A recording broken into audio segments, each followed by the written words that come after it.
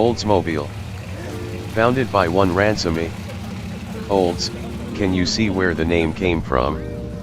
At the end of the 19th century, American marque Oldsmobile was the first manufacturer to turn out petrol cars in high volumes. Bought in 1908 by the newly founded General Motors, the company enjoyed many years of strong sales to the middle classes of the USA, with hit models including the 442 and Toronado. It wasn't to last. By 2004, despite producing several successful models in the 90s, Oldsmobile wasn't turning a profit, and the 106-year-old make, America's oldest, was shut down. Saab.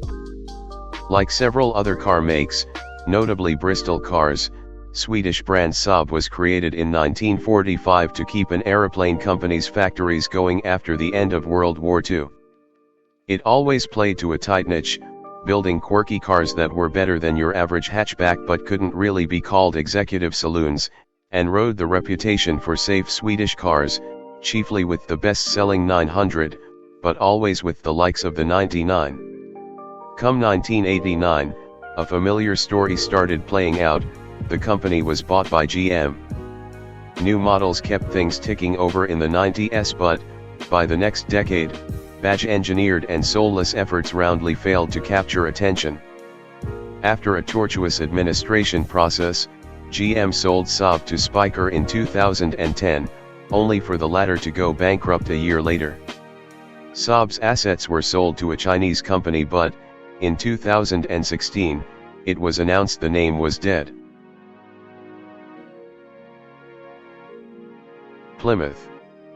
Launched as a budget offering by Chrysler in the late 20s, the Plymouth marque went through many phases in its 73 years of existence, from low-end automobiles that weathered the Great Depression, to stylish 50s saloons such as the Belvedere, to big block muscle machines in the late 60s and early 70s. And, despite repeated issues with build quality and rust across the decades, Plymouth continued to stand as one of the biggest-selling American car makes.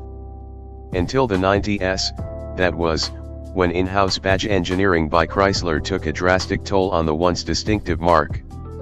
Sales plummeted and, in 2001, the plug was pulled. Rover.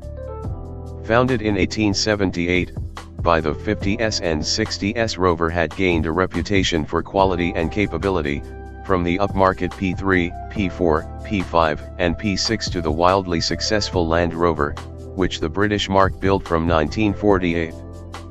With Austin, Morris, and so many others, in 1967 Rover became part of the Leland Motor Corporation, later British Leland, and so similarly suffered as a result of the mismanagement, industrial action, and general chaos of the British motor industry in the 70s. Remarkably, though, while its best assets were parceled off into a separate Land Rover marque, Rover itself stayed alive as a distinct brand and continued to be used by British Leland on several models, eventually lending its name to the entire Rover group. Until it was split up by BMW, that was, the Rover name becoming defunct when the new MG, who used it under license, went bankrupt in 2005. De Tomaso.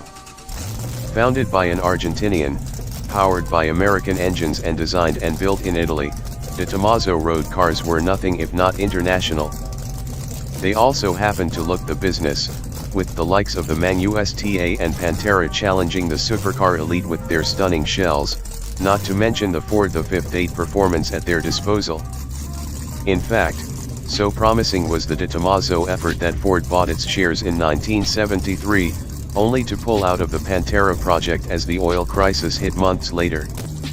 Original founder Alejandro de Tomaso retained the rights to produce cars outside of Ford territories and continued to do so for decades, albeit in low numbers and by hand, until several failed development efforts sent the company into liquidation in 2004.